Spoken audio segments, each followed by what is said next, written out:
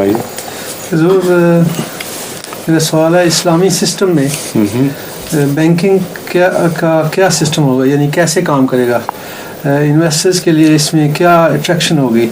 ضرورت مند کو قرض کن شرائط یا بیسس پر ملے گا, مثلاً تاجر کو یا گھر کے خریدنے کے لیے؟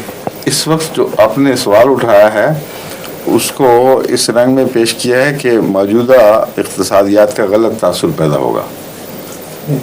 انویسٹر کو بینک میں جمع کرانے کی دلچسپی نہیں ہوتی, بینک سے لینے کی دلچسپی ہوتی ہے. اس لیے یہ سوال ہی الٹ ہے. بینک میں وہ جمع کراتا ہے جس بیچارے کو کوئی تجارت کا سلیقہ نہیں ہے یا اتنے تھوڑے روپے ہیں کہ وہ ان کو کسی خاص مصرف میں لا نہیں سکتا, تو وہ بینک میں جمع کراتا ہے. اور جو تاجر جمع کراتا ہے وہ زیادہ لینے کی خاطر جمع کراتا ہے.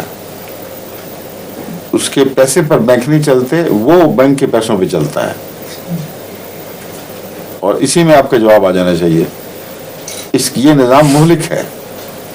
یہ سادہ عام انسانوں کی دولت کو کھینچ کر چند ہاتھوں میں پہنچانے کا ایک ذریعہ ہے, اور اسی سے ساری سوسائٹی کی اقتصادی خرابیاں پیدا ہوتی ہیں. بس اسلام اس قسم کی کوئی بینکنگ جاری نہیں کرے گا. ایک اور سوال کر